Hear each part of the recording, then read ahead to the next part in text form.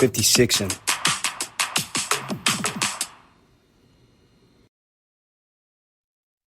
Welcome back, everybody. Another episode of 56in.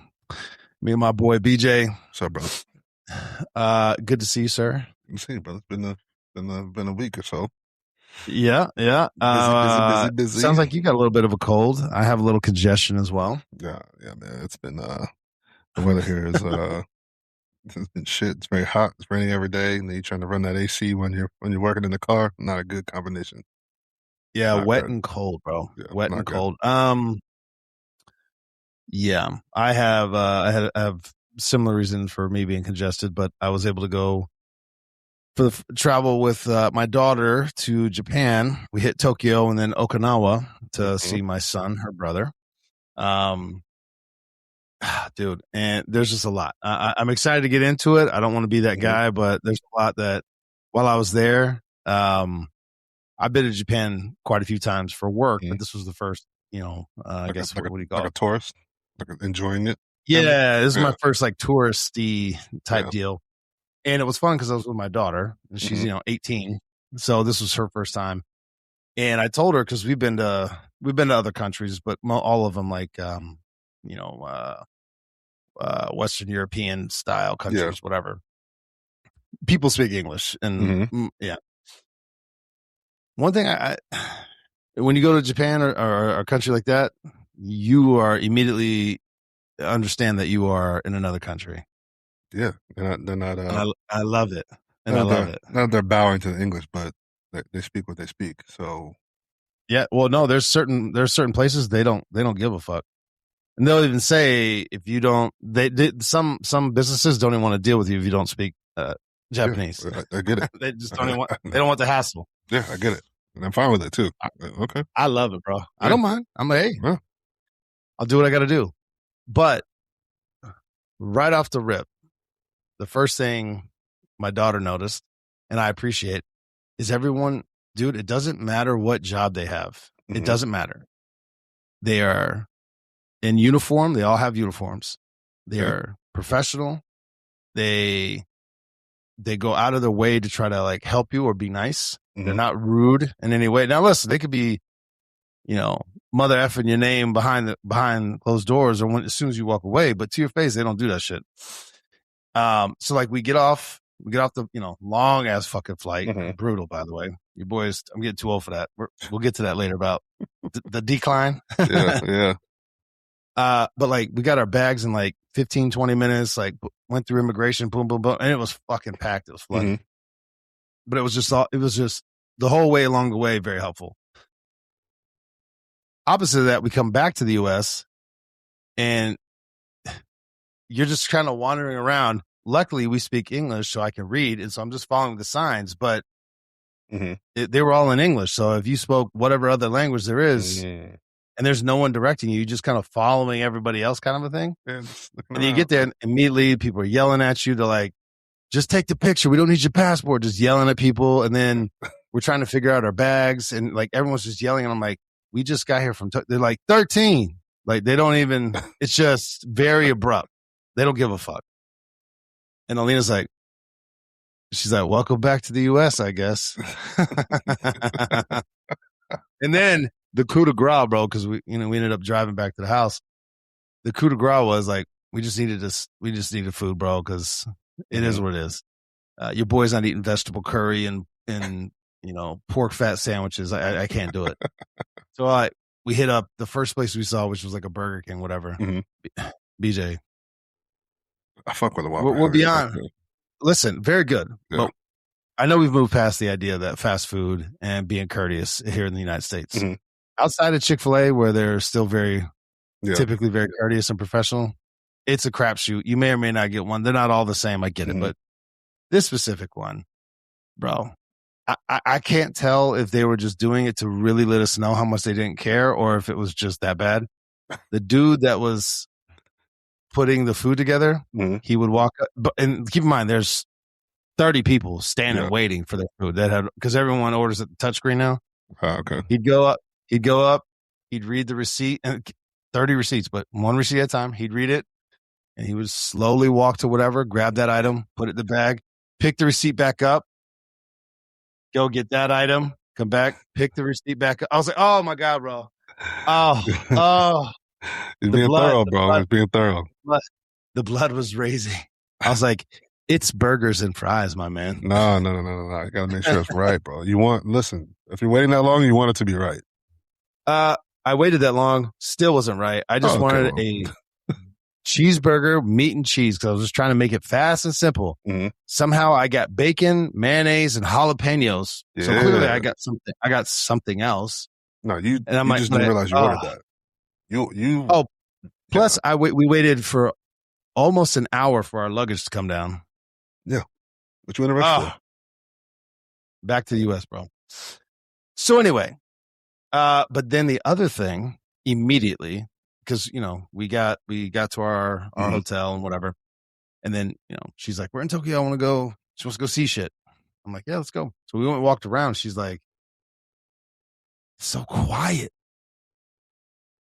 Quiet, bro. Middle of the day, one of the biggest cities in the world. Quiet. No horns, no yelling, none of that shit. Dude, we went to the fish market. Quiet. Yeah. Even with the people like trying to shop their wares or whatever, they're just, they'd have their signs or whatever. She's like, she goes, it's almost eerie. It's so quiet. And there's so many people out. The loudest people were probably me and the other Americans that you could hear talking loudly above everybody else. Just volume wise, just natural volume, just loud. Volume. Yes. Yes. Interesting. Yeah, bro. Yeah. So, yeah, dude. I don't know, but so a lot of things that I do enjoy about Japan. They are not used to accommodating men of our size, sir. So there was a lot of cramping, and I learned very quickly when I ordered a taxi or whatever, I needed a minivan because I can't fit in their normal cars. I was like, ugh. My knees don't bend that high up. Yeah, bro. And then we were able to go to Okinawa, which was great. And Okinawa was a little different because, Marines have been there for 100 years. I don't know, whatever. More than that, but more than just the Marines, but, whatever. And so it's a little bit different in that regard. And we enjoyed 2 days at a beautiful beach resort. It was awesome. And then the last 3 days, we had a typhoon, which closed everything. You're going to tell us what you learned? Yes. So I didn't know the difference between I thought typhoons and I was like, how are they different than a hurricane? They're not. It just depends on where the storm originates. Where they're spinning from. Yeah. I was like, oh, I don't know. Why would I just know that, bro? We learned that shit in middle school. You did, bro, because you went to a special school. You only had four kids in your class, bro. No, I had 4 black kids. There was other kids in the class. There was other kids in the class. Trust me. Or the tsunami. Bro. Yeah, the tsunami is just the wave. Which is different than the typhoon. To do with weather. Yes, very different. Yeah, all these things. The other thing, the food. So the food is absolutely on point. I know I think we talked about this when I went to my Paris trip. The food outside the U.S. just tastes to me way better. Different ingredients. And what I mean by that is even if you go to a McDonald's or whatever, the quality is different. You could taste it. Fair enough. But it still blows my mind. And I've already, I've been to Japan a few times. They don't have breakfast. They don't have set these are breakfast foods, these are lunch foods, these are dinner foods. It's not like that. So you go down to the breakfast and there's sushi and ramen and soup and salmon and grilled fish and scallops and fruit and all this other shit. You can see they try to Americanize it because there's eggs, which is my one thing about almost every Asian country I've been to. They don't cook them enough for me. Ooh, it's almost like they cooked it enough to where they came together, but it's still like when you pick it up, you're still it's still dripping. They like it very soft. Sunny side up. Almost. Okay. Even if it's scrambled or not, it's just very Yeah, I've seen. Yeah, that's a real thing. Forgive me the Asian It scrambled tastes eggs. great, It is but very different in texture. I want to be like, yo, can you just like hit that up for like 2 more minutes? Just throw that on the hot top. Couple Like, extra. because then they have like an omelet section, which still blows my mind. Because bro, people were having like tuna omelets. Yeah, bro. I just like no, I just want. And they don't have bacon, but the omelet is just like they cook it enough to where it just holds the shape of an omelet, and then they put it on your plate, and then as soon as you cut it, just kind of like it. Yeah. So long story short, make sure you get really toasty bread so you can kind of sop it up, bro. But yeah, it's like a little soup. Yeah. Soupis. Yeah. And I can't do it. I can't eat sushi at 7 a.m. I can't do it. Cold sushi? My body's just not. Oh, that's the other thing. We went. I took her to traditional, like the fish market. You know how they make. It's basically just room temperature warm. It's not hot or cold. I'm out. Because the fish was just like caught last night or early in the morning. Boom, boom, boom. They flay it up, and then they put it on the rice. So it's never been frozen. Yeah, they don't cook it because then that's not sushi. That's something else. I don't know, man. Bro. I don't know. I'm very, very, very picky about my seafood. A lot of it is like texture, but also till you just said that, I was like, temperature. Either I'm used to my sushi being somewhat cooler on the cool side, as opposed to it was frozen. Because it was, or tempura or whatever they do, or they hit it with the torch, whatever, all the things that we do here in America. Ooh.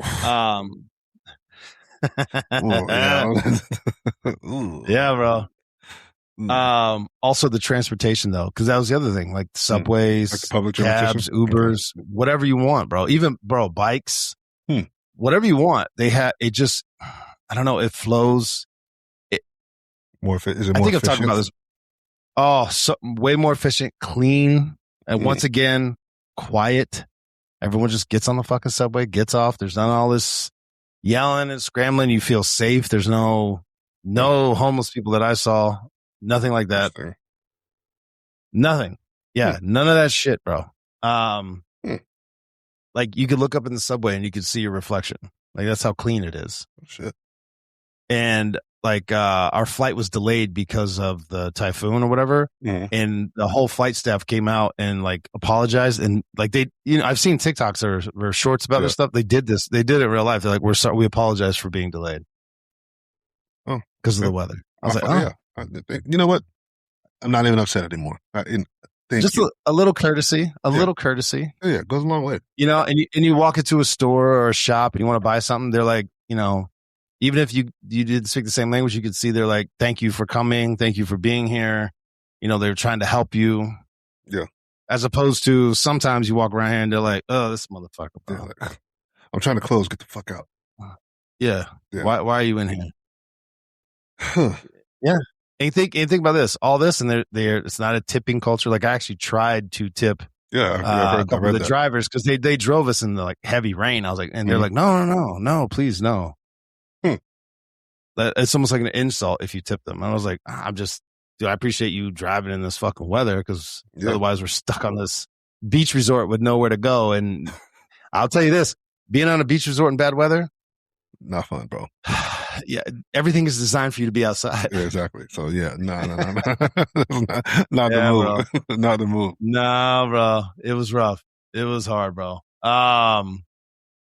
Let's see. I'm just trying to read through some things because there were so many things. Overall, good trip though. Oh, bro. Yeah. I fucking loved it. Now listen, my son was telling me like, look, because I was like, I'm a big fan. Everywhere I go, he goes, I understand that, Dad. He goes, but there's all kinds of areas and sections where basically they're no-goes. They're no-goes for us. They don't want you there. Like bad shit can happen to you because he goes, a lot of people don't like us and want us here, man. As far as like Americans, yeah, they don't want to deal with it. Yeah. They don't want to deal with it. I was like, fair enough. Yeah, man. Let's see. I had a couple things. Oh, I was telling you about, so I got congested while I was there because we were, so fucking humid. I mean, you're on an island. You should know it's going to be humid. It's tropical climate. And we were there in August. Got it. Yeah. And then we got trapped in the room and had the AC blasted. So humid, cold. Yeah. So we went to this drugstore and I was trying to communicate like, I'm congested. Lady was just like, reach like this, boop, boop, take those. And she goes, don't take more than 2 at a time and don't take more than 3 times a day. Like we had the little translator app, which let me tell you something. Translator app is banging, bro. Because I could just say what I want and then they can, and obviously all the ingredients are in Japanese. And look, I tried to scan it to see what was in it. I was like, I don't know. I know some of these words. But then I came back and it was like, they have combinations of medications that we don't have in the U.S. This shouldn't be. Let's just phrase it that way. This should not be paired together. I don't know. Don't take too many of these. But I did feel great, though. I did feel great. Let's see. Well, the question was, why the hell don't we do this in America? There's a million things, but I get why it doesn't work. The biggest thing the reason why a lot of the stuff they do doesn't work here is because the Japanese culture, they have shame. They understand shame and embarrassment, like on a deep, deep level. So they never want to do anything, one, to embarrass themselves, or cause embarrassment to their family. Yeah. The U.S. doesn't give a fuck, bro. There's people just wilding out, acting ignorant, bro. Yeah. I'm not mad at that. They don't care. I'm not mad at that. I'm not mad at the shame thing. I think people should have shame, bro. I think there should be some You should have shame.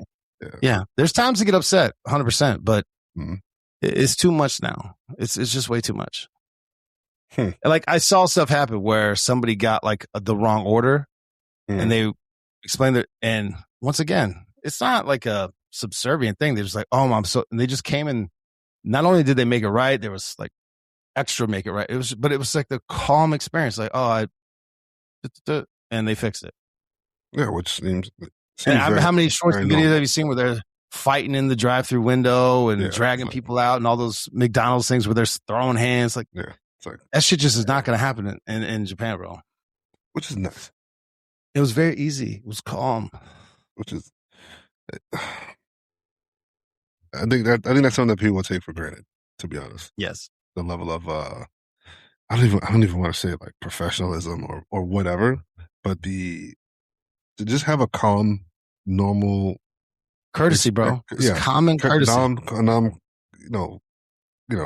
Courteous experience is top tier, man. You can make a mistake and be like, you know what, I'm very, very sorry. I apologize. Yeah. How can we fix this? How can we make it right?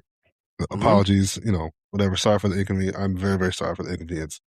Whatever. It does go a long way, but I wonder what's keeping us from that in the States. Well, I can tell you this. In Japan, it's cultural. And let me also just explain it's not like they're just above and beyond. There was a few times when we were trying to figure something out and you could see the individual getting frustrated and they basically were like, I'm so sorry, we just don't have it. It just was, they were tired of the interaction going back. And I was like, I get it. This is frustrating for both of us. I'm trying, I don't know how to articulate to you what I want. And you've given me way more time than most. Yeah. Fair. But it wasn't ever nasty. I will say this though. They're so above and beyond courteous and respectful and polite that it almost like you just want to reciprocate. Yeah. So it starts with them, right? I could be a big asshole. I probably still could if I wanted to, but it's almost like you would stand out in a crowd if you did that. It's a what do they call it? A disarming level of charm. And dude, it is. Yeah. They're just trying to be helpful. Which I respect that. And I appreciate it. Yeah. Yeah, man.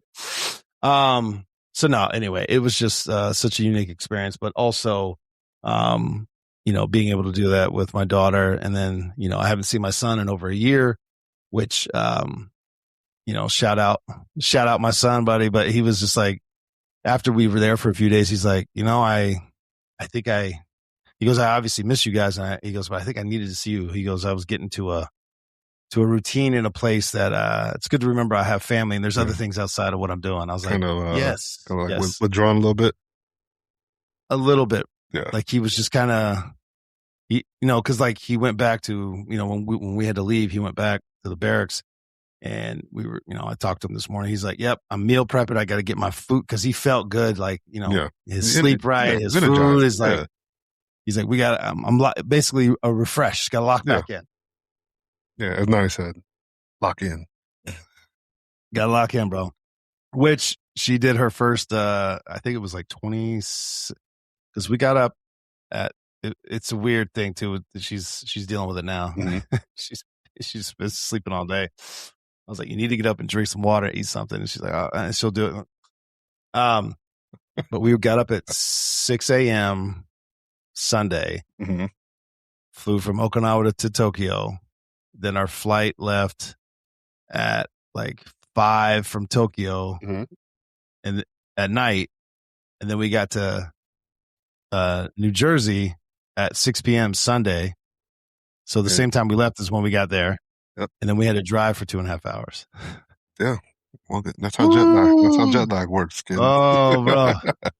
Just like that road haze, bro. Like you're there, but you're not really like, you in there somewhere. You're just, ugh. Yes, sir.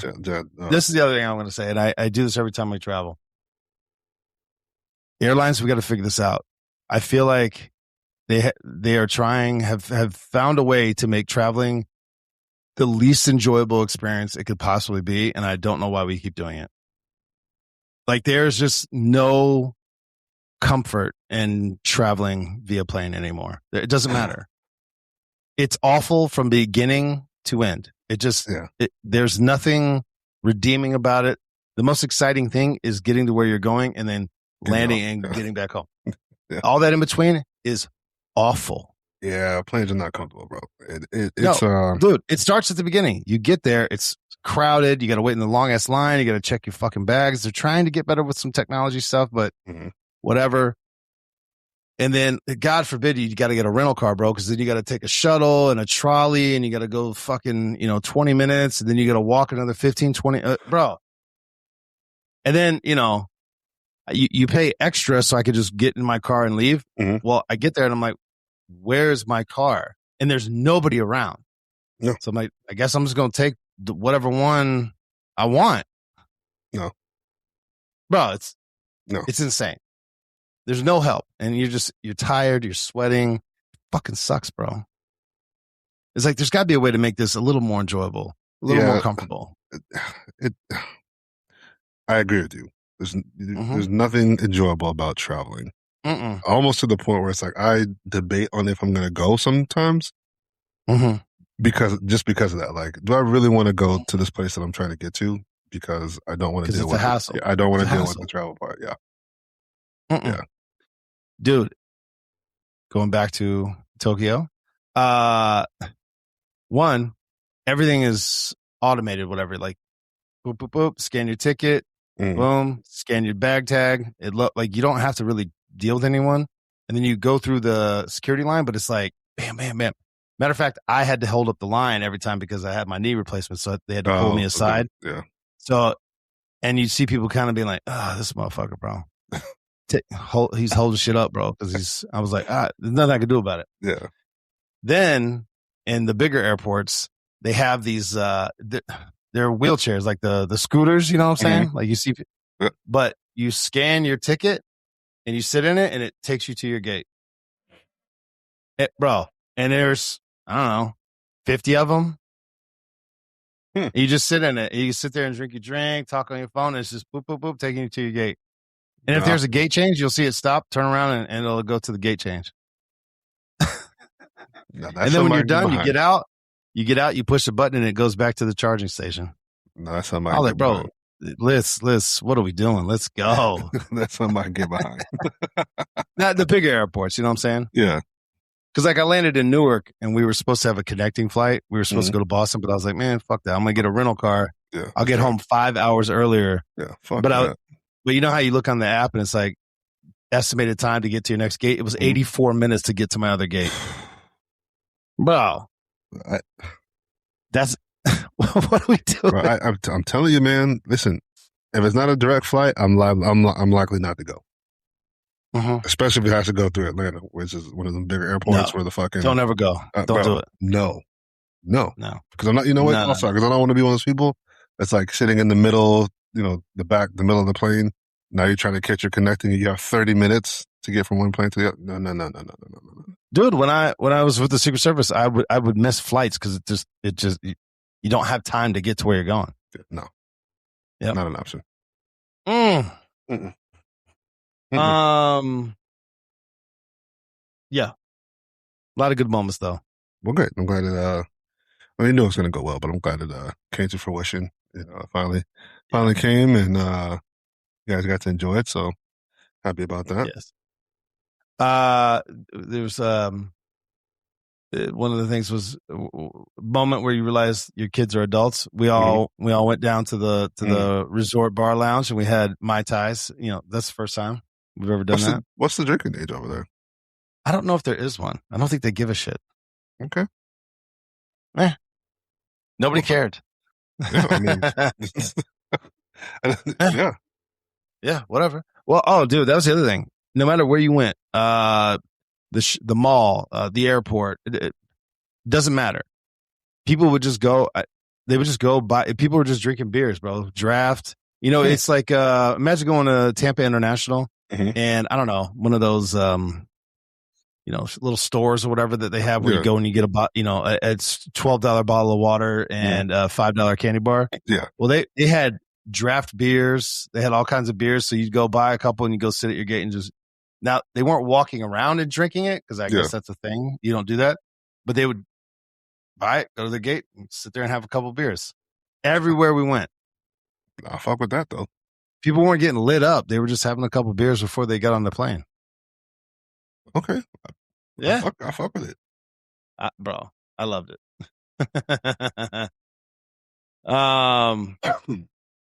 Also, shout out to my son because he's starting to fill out, bro. Okay.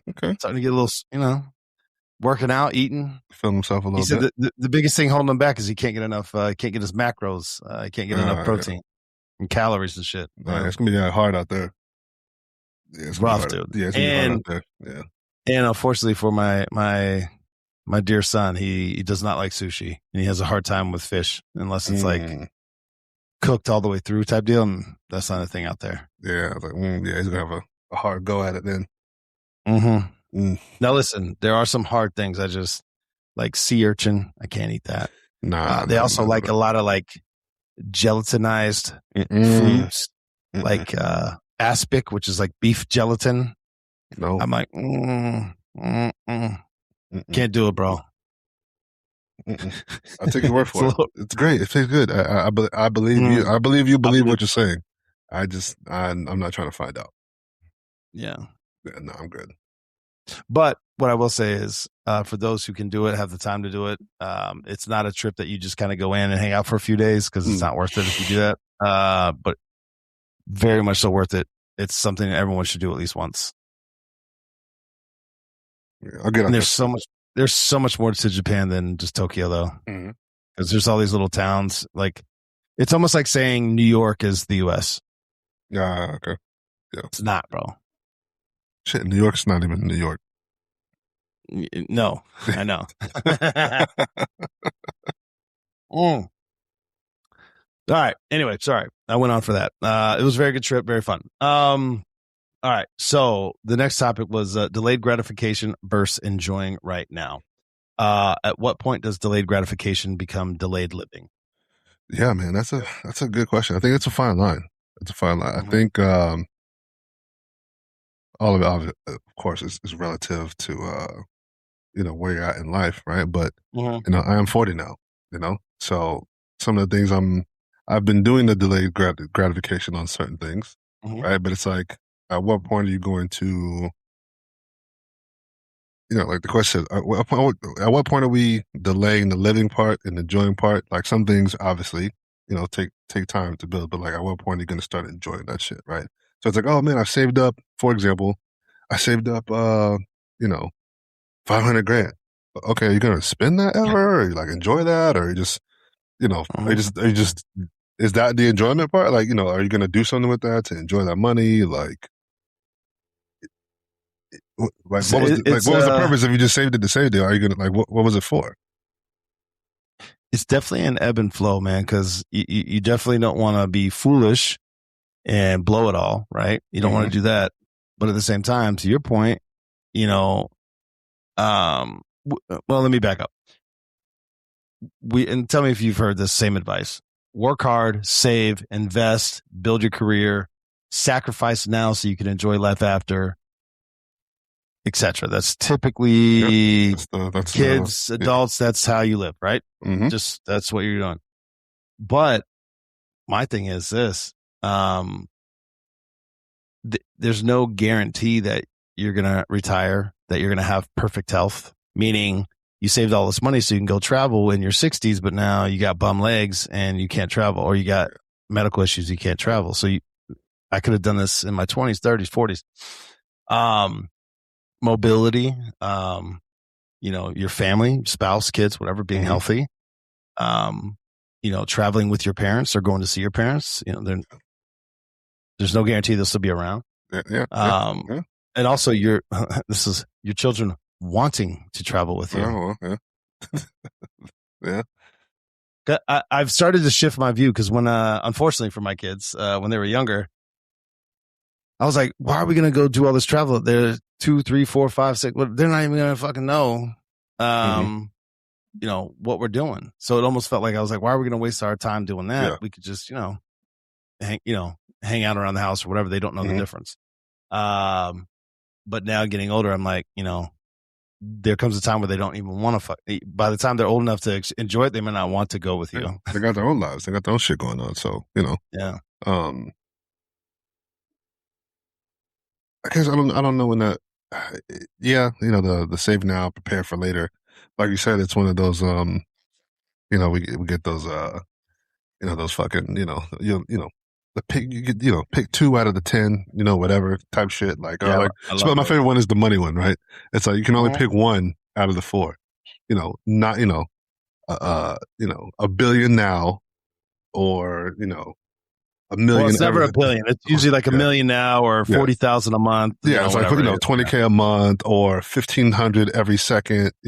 Every minute, or some shit like that. And it's interesting to see people's reasoning for their answers. Right. So a lot of people are like, give me the highest amount right now, because whatever is not promised. Tomorrow. And I'm like, valid fucking point. Correct. Valid point. What is it? Bird in the hand is better than a bird in the bush. Some shit like that. Yeah. And like it, I'd rather have my money today than money tomorrow, because at least I got it right now, kind of deal. But which I get, and also too again, relative answer depending upon your age, right? So if you're fucking 17 and you're good at math, and you're like, on average, I'll live another fucking, hopefully 50, 60 years. That $1,500 a minute, that's a lot more money over the course of your lifetime versus, you're 55. Give me the $1 billion right now. I can do something with that right now. You know what I'm saying? Yeah. Like actually, some of that's back pay for, for the 15,000 seconds that have gone by over a course of time. But it's also a mindset shift too. Like I said, I'm 40 now, so I'm in that space of like, I don't know if I want to wait, any longer to kind of like enjoy some of the fruits of your labor, or enjoy just some things that you put off in life, right? So like, especially for me, not married, never been married, never had kids, but a lot of that too is like, I'm not just doing. I only plan on doing the marriage thing once, right? So I'm not just fucking, dilly-dallying, just whatever, you know what I mean? Having kids out of wedlock, that kind of thing. I'm not doing that. But then you get to a point where it's like, okay, well, if you're not really obviously looking at doing some of those things, like what actually are you doing? Are you keeping yourself from living because you're trying to like set this perfect stage, or like get to this certain point? Like, at what point is it preparing for the future, or is it you're just preventing yourself from living, as opposed to delaying that gratification? Where's that line at? Yeah. I don't have anything else to add to the topic, bro. No, yeah, it's covered both angles. Yeah, I don't know. It's an interesting question. I'm sure everybody comes across it everyone's going to come across it at some point in their life. So it's interesting. How about this? In my 20s and 30s, it was very much like I was never the guy that was like, every year we're going to take a family vacation or, one, it was because most of my 20s, I struggled to pay all my bills every month. So that's number one. But even once I started having some breathing room, I was constantly just planning for the next disaster or car breakdown or whatever. Right. So it wasn't as, I guess I wasn't as free, you know what I mean? To say, fuck it, it's just money. But again, this is where I have a hard time. You got to balance it. But like, I haven't seen my son in a year. Traveling with my daughter. She graduated from high school. She's going to college. My kids are in a good place. They're doing good things. So it's almost like, I'm almost like justifying the expense of it all. Cause I'm not going to sit here and tell you it was cheap. It was not cheap, bro. It was not cheap, bro. Fuck no. It was not cheap, bro. But I'm like, my son, and I'm glad I went because even with the typhoon and all the other shit, like just to see him and have those moments, we spent a lot of time in the room just talking, watching movies, talking at the movie, talking to each other about, just whatever. It wasn't like it was just deep, hardcore conversations. We had a few, but that wasn't the intent. It was kind of just like, hey, let's just have fun and enjoy each other's presence. Money well spent. I don't have any regrets about that. No. Bro, I found myself thinking this, I guess, obviously not necessarily the same, but like weighing the options of those things, because I was just looking back and we talked about this before, but the amount of money I spent last year was fucking ridiculous. It was crazy. But at the same time, I don't regret it at all. I don't regret it 1 ounce. And I presented with the same situation again, I'd do it again. It was all money well spent. Not to get into your personal life, but I'm trying to, I'm not to put it out there is what I'm trying to say. Everything you did was for like celebratory, right? It was all positive, fun. Right? Yeah. Because sometimes you travel and you're like, fuck, I don't want to do this. Those trips were paid for those are work trips. You know what I mean? So it's like, but that was coming out of my pocket. One of my coworkers had him and his brother had to fly down because their dad's condo, something was fucked up, had to get fumigated or some shit. So he had to burn vacation time, fly down there, basically get the condo ready to be fumigated, move their dad. It wasn't fun. I was like, ooh, that's and I think it was in like July bro, hot. Not when you want to go. I was like, ooh, that's no. That's not fun, bro. That's not a fun trip. No. You're not getting reimbursed for that either, bro. No. It's just all the money I spent was I don't regret it, but it wasn't all at the most convenient time. I'll tell you that. But fair. Blessed enough to be able to do it. So that's that's one thing that kind of stands out to me is like just to be fortunate enough to kind of do some of those things. That's another thing too. It's like, hey man, if you're blessed enough to be able to do some of these things and you have the ability, fucking do it. Because you might, like I said, you might not have the opportunity to do this tomorrow or next week or next month or next year. Do it now. And that's, I think you're my biggest critic when it comes to like, lifting heavy and doing all these other things. And, why, what are you, people are like, what are you doing this for? I was like, because I can, but all right. And I'm doing it while I'm able to do it. Cause I know there's going to come a day when I'm not able to physically like do some certain things. I'm going to do it now while I can for as long as I can. Cause I know it's going to come. That's not sustainable for forever. All right, bro. Just for people listening, and not just I'm hating that he's lifting heavy. That's not what I'm doing. It's not hate. That's not what I'm doing. It's not hate. And I'm not putting all your shit out there. There have been some medical situations that have arisen that I believe, you might disagree with me, I believe have arisen because you lift heavy all the fucking time. And I'm like, bro, I'm watching you break your body. Like, just ease up, bro. And you're like, nah, I'm going to ease up. And then you're like, 2 weeks later, repping out 455. I'm like, well, all right, well, it lasted for 2 weeks.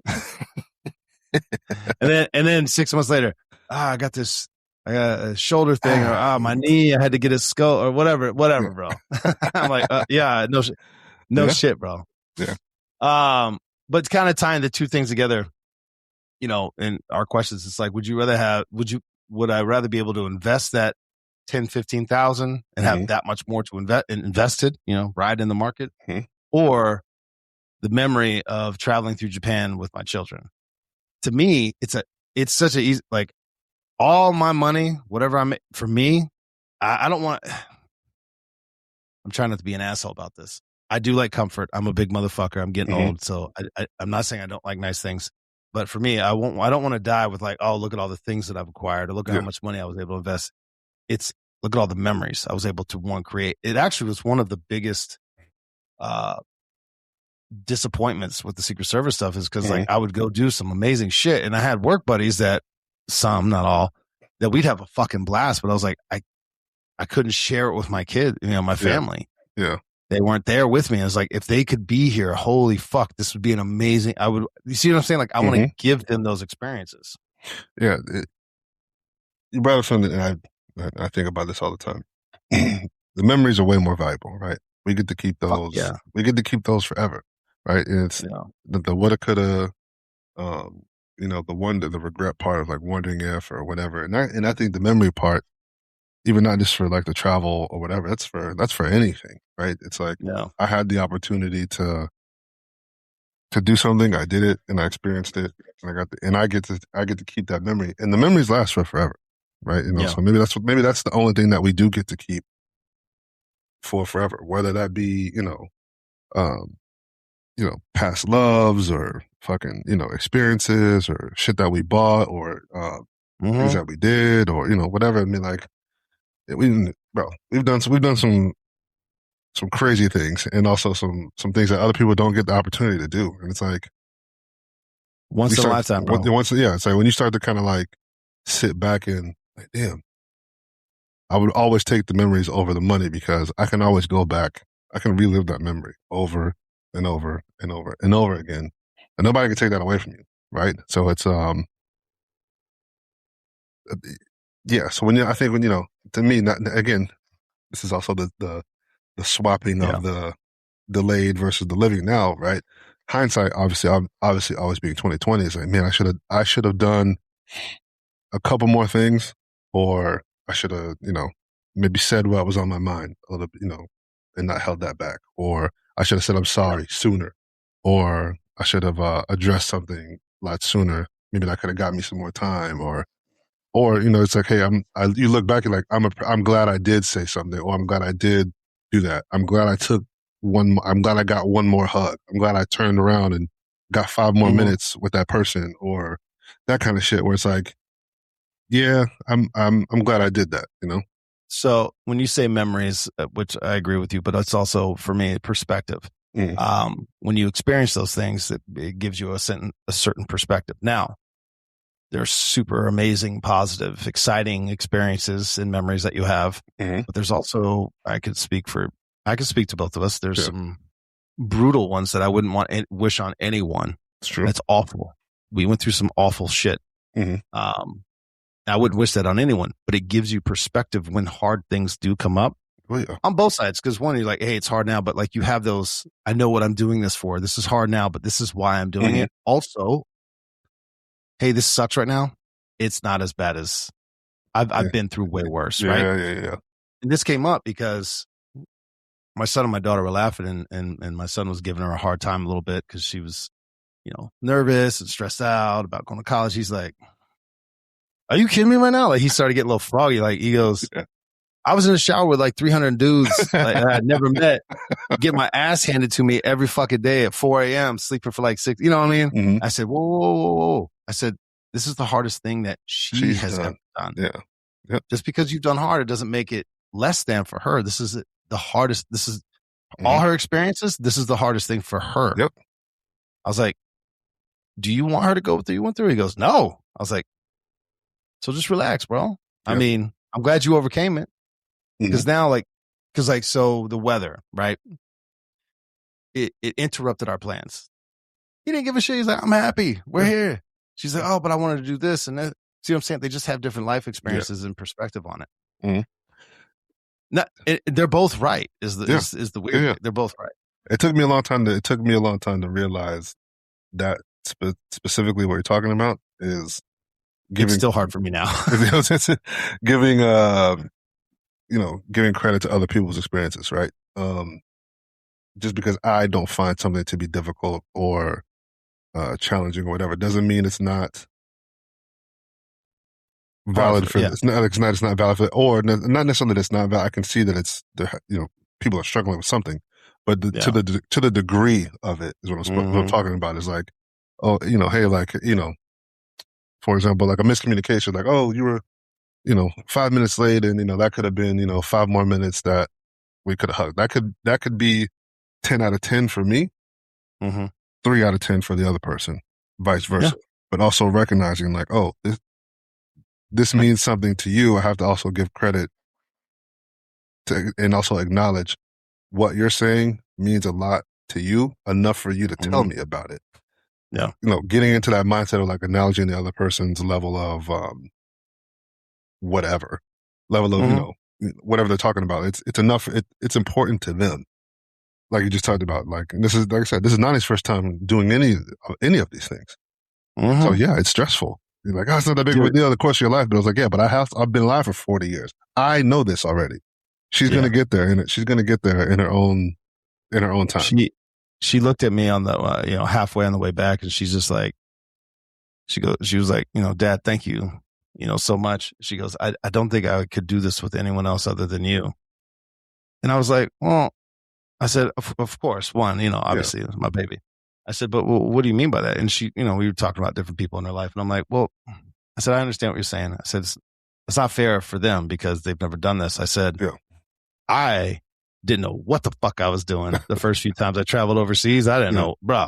I got lucky. Yeah. But now that I've done it, I've experienced it. So I'm okay with not knowing what the fuck's going on because I'm like, I know that we'll figure it. It'll be okay. We'll figure it out. Whereas for somebody who's never been there and you're in another country and they don't speak your language, it's like, oh yeah. All right. Some, I wouldn't call these rapid fire questions, but they're kind of quick set questions. It ties both things that we've been talking about. What did you sacrifice in your 20s and 30s that you're happy you sacrificed? Well, that you're happy. That I'm happy. I would say it's going to sound backwards. I would say the family thing. Right? Okay. I would say that because knowing what I know now, the level of maturity, or just knowing how to process my own emotions, or just knowing what I know about relationships, I feel like I'm much better now today at 40 than I was at 20 in my 20s. I don't know if I'd have been able to provide even with my guys on my squad. Obviously, they're a lot younger than me, right? So to be able to provide them with a certain level of guidance, calmness, that kind of thing, I don't know if I'd have been able to do that in my 20s had I had a family, right? A lot. My perspective is different. I think about that a lot. I don't know if I'd have been a good parent or a good husband at 25, right? Not to say that I was out here fucking ripping around the streets, but like a different level of, a different mentality, right? Of just like sacrificing and knowing what's important as far as like life is concerned. You know what I mean?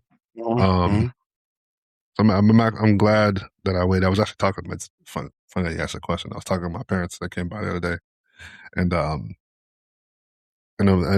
we talked about it. And they're kind of like asking over the years, like, all right, so like, when are you gonna get grandkids? When are you gonna do this? When are you gonna do this? All right, and like, there was a time when that kind of like flip flopped when they were like, you better wait, you better wait, you better wait, and that turned into, so when is it gonna happen? You waited long enough. Like, and I told him, I was like, that's very strange coming from you guys who always told me to like take your time and make sure it's right or whatever. They're like, yeah. Yeah, we did say that. But we just didn't want you to fuck your life up at that point and like get behind the 8 ball. You're established now. Now, like, can you just pick one? And it's like, oh, okay. Like, no. We can't just pick one. We're gonna pick the right one. But I would definitely say like off the rip answer is the family part, just because I don't know if I'd have been good at it. I don't know if I'd had the same level of confidence that I do now. Then that makes sense. I think that speaks to you, and they see something in you, like, hey, he's established, he's settled. So now, whereas again, not speaking ill, I had kids way too young. Love my kids to death, but I'm very different. They like to throw things out every now and again to remind me of the various horrors that I imparted upon them when they were young. And I was like, well, you're still alive, so we're good. Anyway, so no issues with that. All right, you actually answered the next one. So the other one would be, let's see, do you wish you had traveled more when you were younger?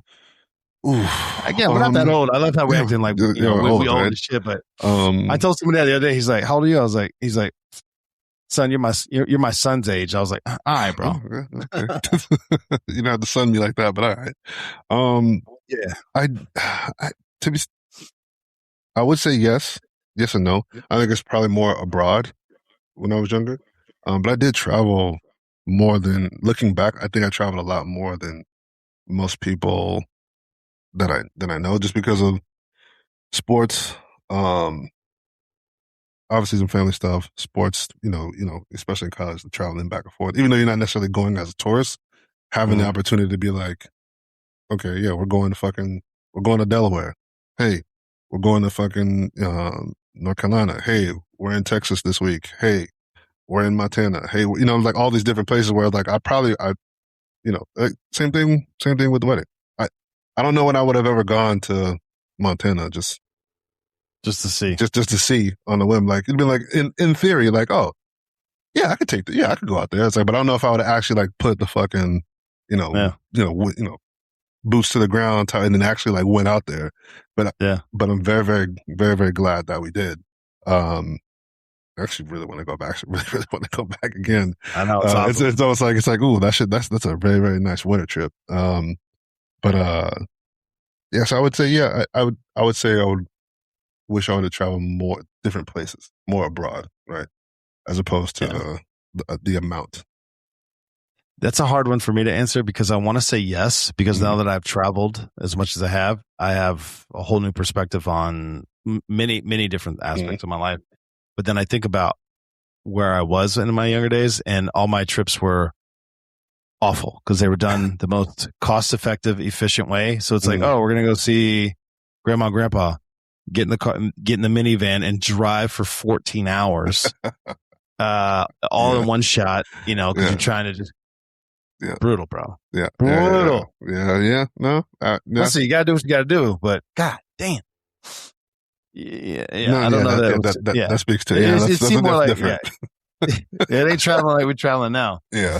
All right, moving on to the next one. The retirement trap. And so this is I had Brandon, the guy on, he's a certified financial planner. And this is why I love this guy to death, bro, because he's just like, yep, you absolutely should retire, but you should enjoy living along the way. So anyway, he's got a whole philosophy. If you want to listen to it, look it up. Excellent episode. It's on the Street Tales podcast. But the retirement trap. Imagine spending your entire life saying, when I retire.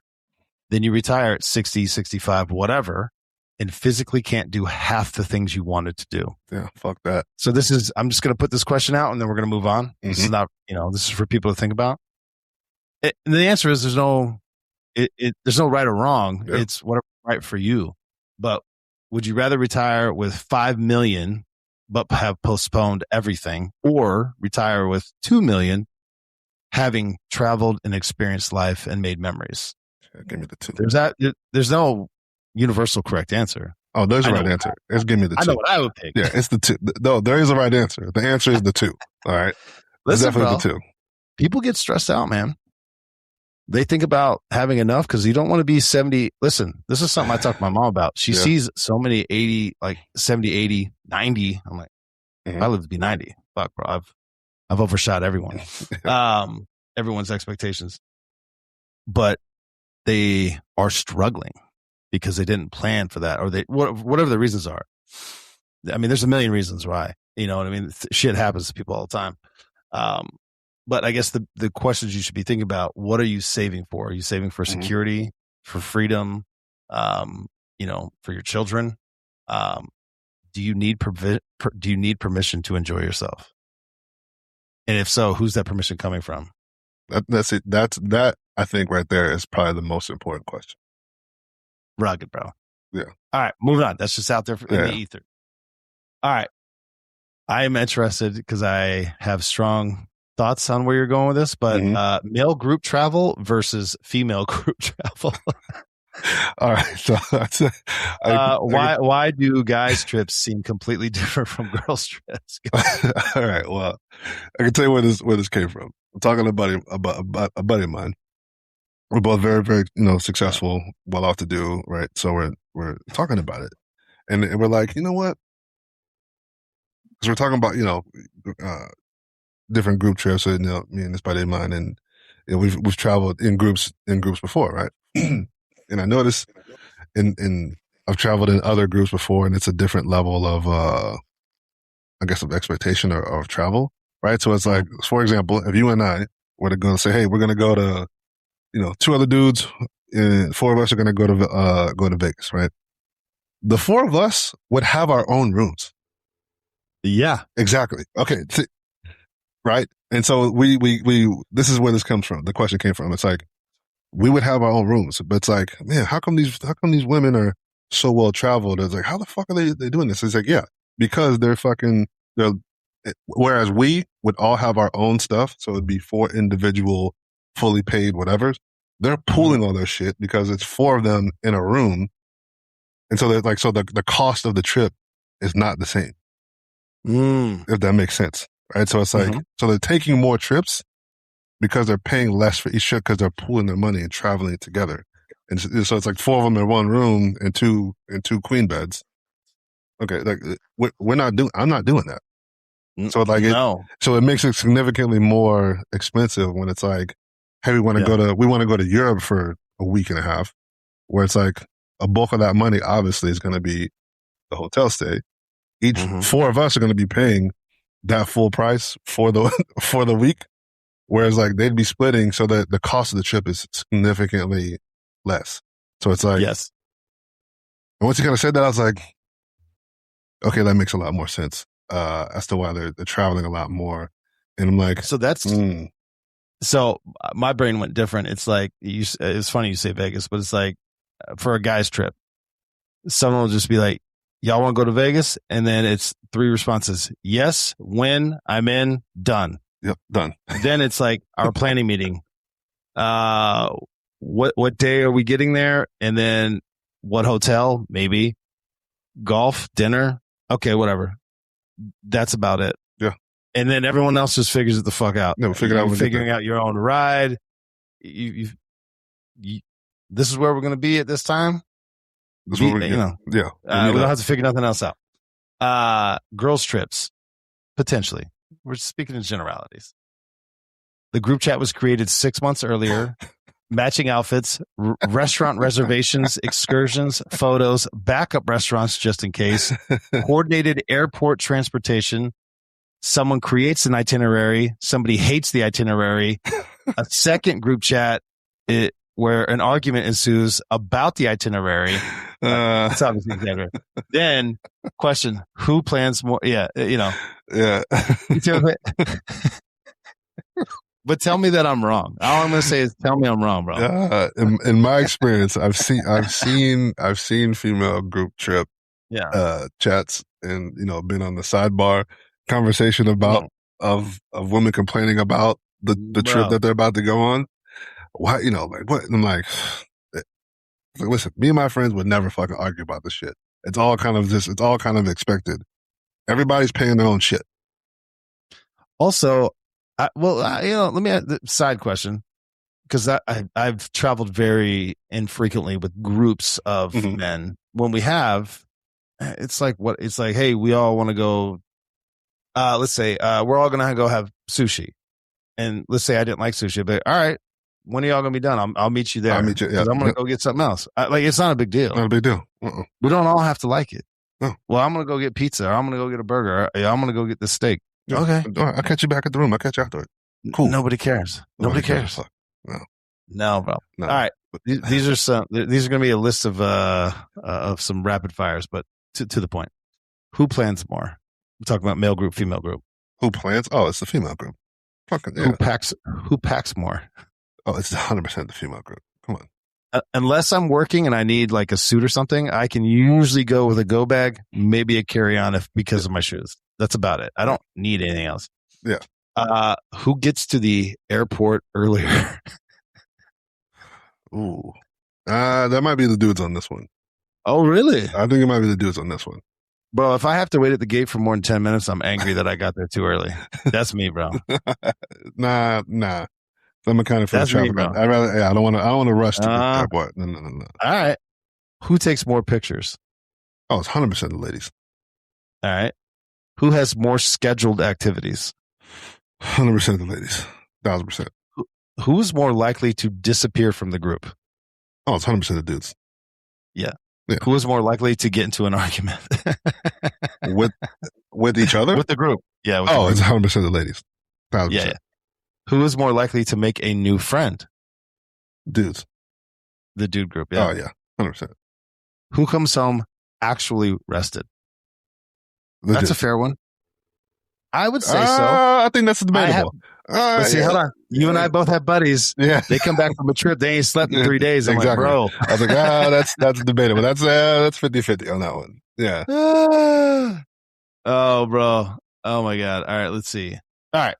Now we're moving to a different aspect. Couples traveling together. Here we go. Is traveling together one of the greatest relationship tests? I will say yes. Yes. That and it's getting in a canoe or a kayak together, that will strain your relationship. I just promise you that. You don't really know somebody. Just these are agree, disagree. You don't really know somebody until your flight gets canceled. Yes, agree. Oof. Your luggage disappears. Agree. You're both hungry. Yeah. It's 95 degrees. Wherever. Yeah. You've had to walk 6 miles. That's That's me. Boy. I'm the bitch, bro. Yeah. I get angry, bro. Yeah. Nobody speaks English. For us, nobody speaks your language, but nobody speaks English. Yeah. Nah, because you can kind of just bounce it off of one another. That's fine. Yeah. No. I'm talking about as a couple when you're trying to navigate things and the wherever you're going, they don't speak your language. Yeah, we can bounce it off one of each other. You know what I mean? Yeah, we'll figure it out amongst each other. This is a big one. Your hotel reservation is screwed up. Oh, buddy. I don't actually know who's worse on that one though. Who paid? The rage will come out. The rage will come out. For me, I would say, what's the accommodation?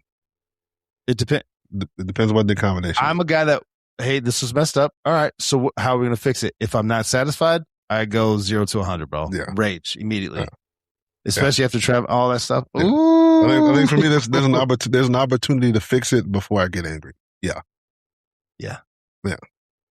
See, I think traveling together is more of a test. Hold on, I don't want to be too general.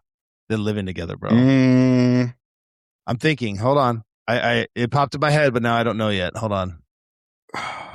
It actually highlights. But see, this is the problem. If you travel a bunch and everything just goes smooth. Yeah, I think it's fine. I'm saying with those specific examples, if those happen to you, that'll tell you a lot about somebody real quick. I think it's a better, not that it's better or that it's more intense of a test. I think the frequency of the test will tell you a lot. Like it takes a lot just to get to the moving in part. So you may not, it could be 2-3 years, whatever, or a year or whatever, before you get to that point. You're not going to find out about a lot of shit, but you could take a trip. Yeah. 2 months in, 3 months in, 4 months in. You could take, you know what I'm saying? You could. That's a better way to say it. That's a better way to say it. Yeah. Yeah. You can do that early. It's like fast forwarding something. Yeah, so you can get a little bit, a little bit of an idea about how the moving in part might be based off the travel, like how much they're packing, like how neat, how tidy are they on the trip?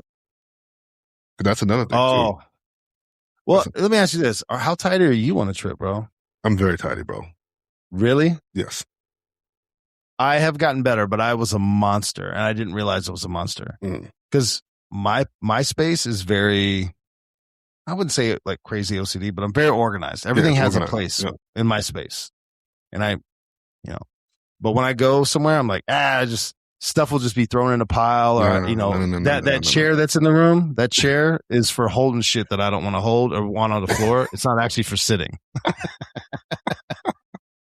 Nah, everything's gotta be a place. Like I'm very tidy. Like, bro, and I'll go through 4 towels in one day because I know I can get fresh ones, bro. Like, I ain't doing that shit at home. Yeah, well, I mean, I don't take my shoes off I don't wear shoes in my own house. I definitely 100% don't do it on trips. Like them shoes are coming off first thing I get in the room, just because of where I've been at. Oh, but when we go to New Orleans, the shoes they come off before I even go inside the room because I just know where the fuck I've been stepping in. And like there's a towel on the floor specifically to put the dirty shoes on top of in the room, so I'm not walking around in the thing.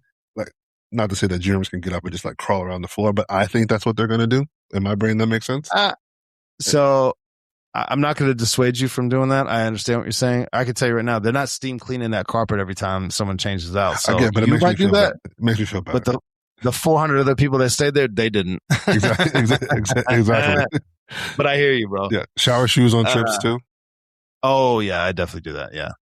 See, it's funny. I didn't think about that shit until I started traveling so much, and I saw people packing something. Like, why are you packing? He's like, bro, do you know where we're going?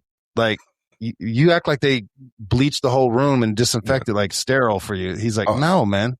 He goes, you'd be lucky if they actually changed the sheets for real. Bro, so the first time I was this was on a work trip, and I didn't get called out for it, right? But I've traveled plenty of times. When I go somewhere, I usually pack a full thing of like Lysol, or when I get there, I get a thing of Lysol from the hotel commissary thing. Spraying shit. Fuck that, bro. Like the floor, all that. Like, he's like, what are you doing? I'm like, what do you mean what am I doing? Specifically for that reason that you just said, like, do you think they actually cleaned this before we came in? They might run that old 1970s vacuum over it, and they might run some hot water, but it ain't like steam clean this motherfucker. Nah, bro. No. I gotta clean that. So I'm too much of a germaphobe to not do that. Nah. Bro, and if I can't, I won't be able to fucking sleep. I'll just sit in the chair. I'll sit in the chair straight up like this and just go to sleep. Yeah. And I don't do this on personal travel, obviously, because it's crazy. But when I traveled for work and stuff, I always had one of those like real collapsible, like small sleeping bags because I never knew exactly where I was going. If you're staying in like a 3, 4, 5-star hotel, whatever, the odds are good that it's not horrendous. Yeah. Maybe. But I've stayed in places, especially in other countries, where I was like, I just rolled the sleeping bag out. I took everything off. I made sure and that's the other thing. It's a bad habit. I lift up the mattresses and the pillows, always looking for bed bugs. I've never had them, but I've known people who got them. Yeah. And then, but I've had to roll my sleeping bag out, and I just slept on the sleeping bag like an inflatable pillow, bro. Just like a cut down. Nah, I can't sleep on it. And then it's funny you bring the spray. I always have like those little packs of Clorox wipes where I'll wipe. I don't do the whole room, but like the remote, everything in the bathroom won't be touching. I just wipe all that down. It takes like 1 or 2 little things. Boop, and I feel better. I feel better about it. It may not do shit, but I feel better. It may not have done a motherfucking thing, bro. Might have just moved the germs around the room, but whatever. I feel better about it, so whatever. Yeah. I think we'll save topic number 3 for our next one, buddy. Yeah. That was fun. That was fun, bro. That was a good time, brother. Anything else? No, man. All right, bro. Always enjoy speaking with you, brother. Don't go anywhere. Always.